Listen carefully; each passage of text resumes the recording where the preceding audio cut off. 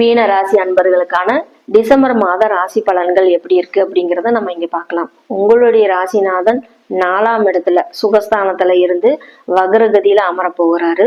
அப்படி இருக்கும்போது கண்டிப்பா உங்களுடைய ராசிநாதனே வர்றதுனால உங்களுடைய சுகஸ்தானம் கொஞ்சம் பலவீனமாக இருக்கும், பாதிக்கப்படும் அப்படிங்கிறது தான். அப்போ நீங்க என்ன பண்ணணும் அப்படின்னா, பிரிஸ்கா எல்லா வேலையும் சுறுசுறுப்பா வேலை செய்யற மாதிரி ஏதாவது ஒரு வேலையை பரபரன்னு செஞ்சுக்கிட்டே இருங்க.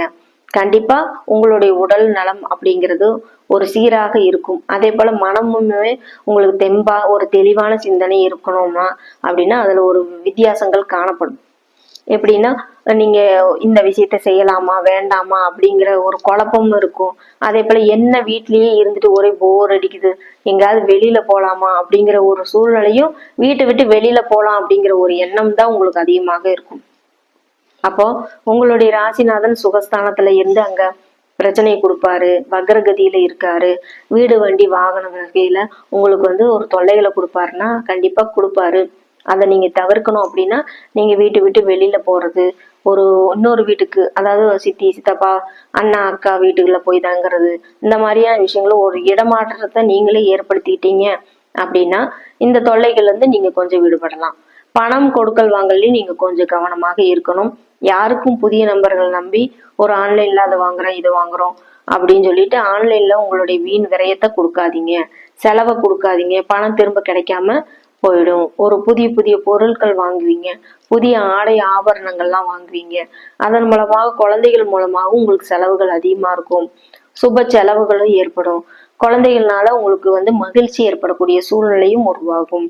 அப்ப பணம் கொடுக்கல் வாங்கல், எதிர்பாராத தனவரவும் உங்களுக்கு கிடைக்கும். இந்த மாசம் வரைக்கும் பாத்தீங்கன்னா தனவரவு தாராளமாக இருக்கும்.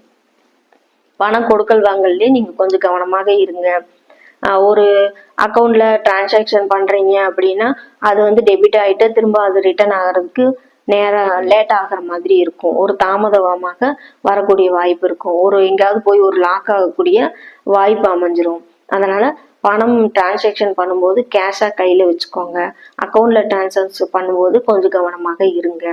அதே போல உங்களுடைய தொழில்கள் அப்படின்னு வரும்போது தொழிலையும் இதே நிலைமை தான். ஒருத்தருக்கு ஒரு சேலரி அக்கௌண்ட் இருந்து டிரான்ஸ்ஃபர் பண்றீங்க, அல்லது நீங்க வேற ஏதாவது ஒரு பேமெண்ட்டுக்காக ஒரு டிரான்ஸ்ஃபர் பண்றீங்க அப்படின்னா அந்த டைம்ல நீங்க கொஞ்சம் கவனமாக இருப்பது நல்லது.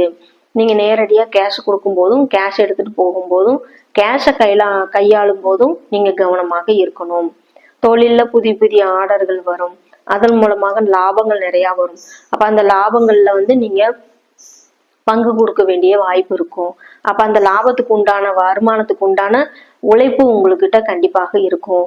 நீங்க சாப்பிட்றதுக்கு நேரம் இருக்காது, தூங்குறதுக்கு நேரம் இருக்காது, குழந்தைகளால உங்களுக்கு பிரச்சனைகள், ஒரு சிறு சங்கடங்கள் உருவாகும். அப்ப சரியான நேரத்துக்கு சாப்பிடுங்க. நைட்டு அதிக நேரம் கண் முழிக்காம நல்லா தூங்கி ரெஸ்ட் எடுங்க.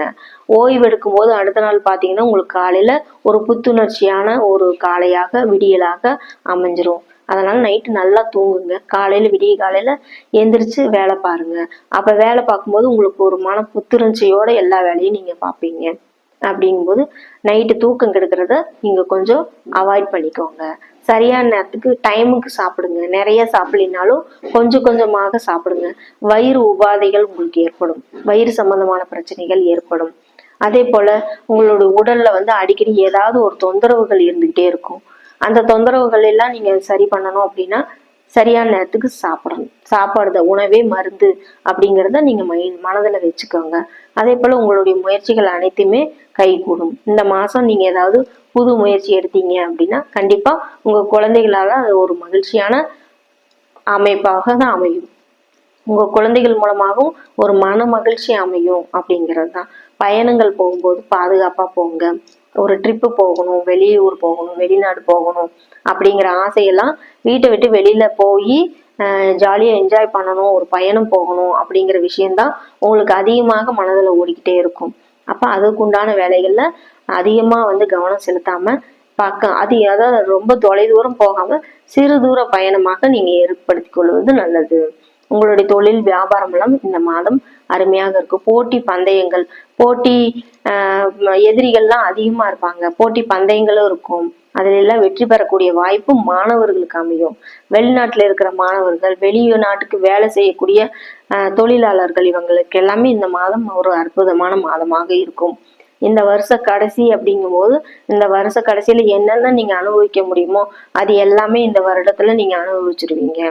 உங்களுடைய மனக்கசப்பு எதுவும் இருந்ததுன்னா உறவினர்கள்ட்ட மனக்கசப்பு இல்லாம ஒரு பேச்சுல ஒரு நிதானமான பேச்சோட மனக்கசப்பு இல்லாம உங்களுடைய விஷயங்கள் அனைத்துமே நீங்களே கவனிச்சுக்குங்க. உங்களுடைய தேவைகளை நீங்களே பூர்த்தி பண்ணிக்கோங்க. அப்பதான் இந்த மாதம் உங்களுக்கு அருமையான மாதமாக இருக்கும். உறவுகளிடையே சிறு சிறு கசப்பு உருவாகும். அதையெல்லாம் தவிர்க்கணும் அப்படின்னா நீங்க காலையில விடிய காலையில எந்திரிக்கிறது தான் நல்லா இருக்கும். அதே போல அதிக நேரம் கண் முழிக்காம நல்லா தூங்கி ரெஸ்ட் எடுங்க. அது உங்களுக்கு இன்னும் படபடப்பு டென்ஷனை குறைக்கும். மேலும் பாத்தீங்கன்னா இந்த மாதம் நீங்க வந்து சித்தர்களோட ஜீவ சமாதி வழிபாடு செய்வது மிக சிறப்பாக இருக்கும். தினமும் தியானம் உடற்பயிற்சி எல்லாம் செய்யும் போது உங்கள் உடலும் அழகாக மேம்பட்டுக்கிட்டே வரும். அதே போல பொருளாதார மேன்மையும் உங்களுக்கு அதிகமாக இருக்கும். உங்களுடைய கூட்டு வாழ்க்கை துணை வழியே உங்களுக்கு நல்ல ஆதரவு கிடைக்கும். அவங்க மூலயமாக நல்ல ஒரு நன்மை உண்டாகும். அதே போல மூத்த சகோதர வழியிலையும் நீங்க வந்து கொஞ்சம் கண்டிப்போட நடந்துக்காம அவங்ககிட்ட சிறு சிறு கசப்பு உணர்வுகளை கொடுக்காம 2 பேருமே சமரசமா பேச்சுவார்த்தைகளை பேசிட்டு ஜாலியா என்ஜாய் பண்றதுக்கு இந்த வாழ்க்கையை என்ஜாய் பண்றதுக்கு நீங்க முயற்சி பண்ணுங்க. இந்த மாதம் முழுக்க உங்களுக்கு நல்ல மாதமாக அமையும். ஜீவ சமாதி வழிபாடு உங்களுக்கு மனதை நிம்மதி பெறும், மன அமைதி பெறும். நன்றி, வணக்கம்.